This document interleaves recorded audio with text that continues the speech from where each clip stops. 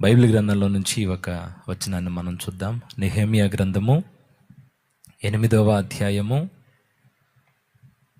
10వ వచనం చివరి లైన్ చదువుదాం. నెహెమ్యా గ్రంథము 8వ అధ్యాయము 10వ వచనం చివరి లైన్ చూడండి. యెహోవా యందు ఆనందించుట వలన మీరు బలమొందుదురు. ఆ మధ్యకాలంలో ఒక అతను ఒక డాక్టర్ దగ్గరికి వెళ్ళాడంట. మీరు వినే ఉంటారు, గుర్తు చేస్తాను. ఒక డాక్టర్ గారి దగ్గరికి వెళ్ళి, అయ్యా చాలా బాధగా ఉంది, నిద్ర కూడా ఉండట్లేదు, మీరు బాగా ట్రీట్మెంట్ చేస్తారని అందరూ చెప్పుకుంటుంటే మీ దగ్గరికి వచ్చాను, దయచేసి మీరే నన్ను గట్టెక్కించాలండి అన్నారు.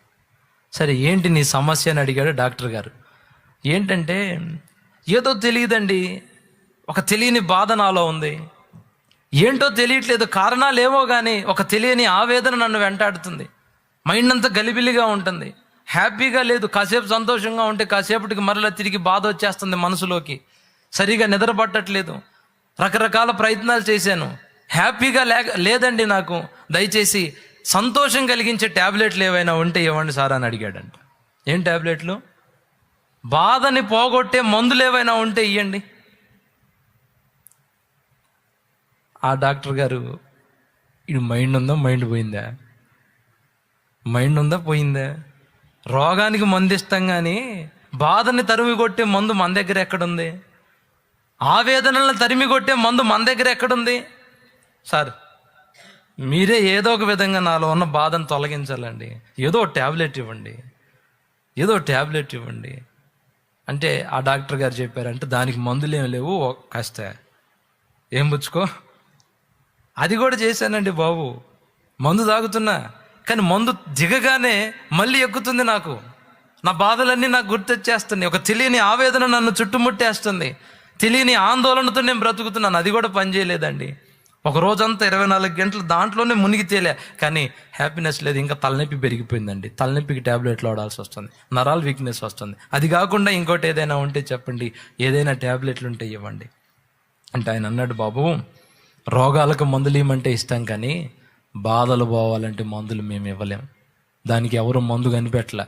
సరే ఇంతగానో అడుగుతున్నావు కాబట్టి అప్పుడప్పుడు నాకు కూడా ఇలాంటి పరిస్థితి వస్తే ఉపశమనం పొందే మార్గం ఒకటి ఎంచుకున్నాను నేను, అది చెప్తాను, పాటించన్నాడు. సార్ చెప్పండి సార్ త్వరగా.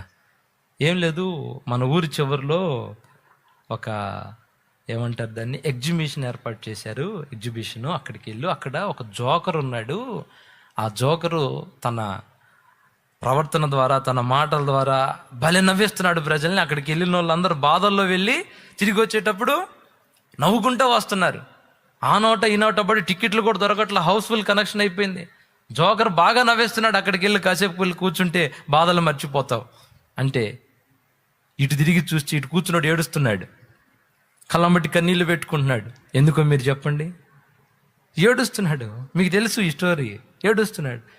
బాబు నేనేం తప్పు మాట అన్నాడు, ఎందుకు ఏడుస్తున్నావు? అక్కడికి వెళ్తే కాసేపు అయినా నువ్వు ఉపశమనం పొందుతావని నీకు మార్గం చూపిస్తున్నా. అక్కడ ఒక జోకర్ ఉన్నాడు, బాగా నవ్విస్తాడు, వెళ్ళని కళ్ళు తుడుచుకుంటా చెప్పాడంట, అయ్యగారు ఆ జోకర్ ఎవరో కదా, ఆ జోకర్ని నేను మాస్క్ పెట్టుకొని మనుషుల్ని నవ్విస్తున్నాను, కానీ ఆ మాస్క్ వెనక నేనెంత బాధపడుతున్నానో ఎవరికి తెలియదు. నన్ను చూసి జనాలు నవ్వుతున్నారు, కానీ నా హృదయంలో ఉన్న బాధ ఎవరికి తెలుసండి? నేను నలుగురిని నవ్విస్తున్నాను, కానీ నా మనసులో ఉన్న ఆవేదన ఎవరు తొలగించలేకపోతున్నారు. ఆ జోకర్ ఎవరో కాదండి, నేనే అని కళ్ళు తుడుచుకొని బయటకు వచ్చాడంట. ఏమండి, ఈరోజు మనిషి హృదయంలో ఉన్న బాధను తొలగించడానికి మనిషి రకరకాల కారణాలు వెతుక్కొని రకరకాల వాటి దగ్గరికి వెళ్ళి కాసేపు తాత్కాలిక ఉపశమనం పొంది ఏదో సంతోషించి తిరిగి రావడం, చివరికి అదే తనకు ఉచ్చుగా మారి తన జీవితాన్ని పాడు చేస్తుంది. నువ్వు కామెడీ షోలు చూస్తావో, సినిమా పాటలు పెట్టుకుంటావో, లేకపోతే సినిమాలు చూస్తావో, లేకపోతే ఇంకోటి ముసలమ్మ ముచ్చట్లు, షికారులు, ఆటపాటలు, ఏవి కూడా నీ హృదయంలో ఉన్న బాధని, దుఃఖాన్ని తొలగించలేవు. ఏదో తాత్కాలిక ఉపశమనం మాత్రమే అవి ఇస్తాయి. ఇంకొకటి చెప్తున్నాను, ఒకవేళ వాటిల్లో కనుక నువ్వు ఆనందాన్ని వెతుక్కుంటే ఒక రోజుకి నువ్వు బలహీన పడిపోతావు, అన్ని రీతులా నువ్వు శక్తిహీనతలోకి వెళ్ళిపోతావు, చాలా వీక్ అయిపోతావు. అందుకే వాక్యం చెప్తుంది, లోకంలో ఆనందం వెతుక్కోమాకండి, మీకు కలుగుతున్న బాధల్ని బట్టి మీరు ఉపశమనం పొందడానికి లోకం ఇచ్చి ఆనందం దగ్గరికి వెళ్ళమాకండి. నా శాంతిని నేను మీకు అనుగ్రహిస్తాను. నా దగ్గర నిజమైన సంతోషం ఉంది. నా సన్నిధిని సంపూర్ణ సంతోషము కలదు. నా కుడి చేతిలో నిత్య సుఖాలు ఉన్నాయి. సినిమాల్లో లేదు, మత్తు పదార్థాల్లో లేవు, లోక సంబంధమైన ఆట పాటల్లో లేదు ఆనందం. మనిషికి నిజమైన మనశ్శాంతిని ఇవ్వగలిగింది ఒకే ఒకడు, నజరేయుడైన యేసు.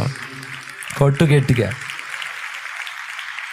ఆయన సన్నిధిని సంపూర్ణ సంతోషము కలదు. ఆయన కుడి చేతిలో నిత్య సుఖాలు కలవు. ఆయన సన్నిధిలో, ఆయనలో ఎవరైతే ఆనందాన్ని వెతుక్కుంటారో, ఎవరైతే సంతోషాన్ని వెతుక్కుంటారో వాళ్ళ మనసును డైవర్ట్ చేసి శరీరాన్ని సంతోష పెట్టడానికి, దాన్ని తృప్తిపరచడానికి ఆధారుల్లో వెళ్లకుండా ఆత్మని సంతోష పెట్టడానికి దేవుని సన్నిధికి వచ్చి దేవునిలో ఒకడు ఆనందించడం గనక నేర్చుకుంటే వాడు ఎప్పుడూ బలవంతుడే. హల్లెలూయా, హల్లెలూయా అన్న ఒక పాట పాడాడు. నజరేయుడా యేసయ్యా, నీ స్తుతి తప్ప పాడతారా? తెలుసుగా.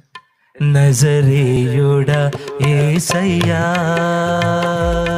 నీ స్తుతి తప్ప ఆనందమే లేదుగా. నా స్థితి మార్చినది స్తోత్ర ఇదే కదా. నీ స్తుతి తప్ప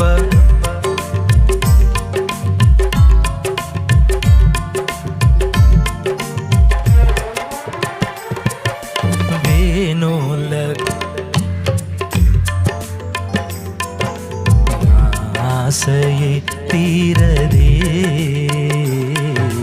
నిన్నెంత హృదయమే నిండదే. నజరేయుడా యేసయ్యా, నీ స్తుతి తప్ప నా స్థితి మార్చినది స్తోత్ర. హల్లెలూయా. శాలేమన్నకు ఆనందం ఏంటంటే సినిమాల, కామెడీ జోక్ల, ముసలమ్మ ముచ్చట్ల. ఏంటన్నా నీ సంతోషం అని అన్నని అడిగితే యేసయ్యని స్తుతించడమే నాకు మహదానందం.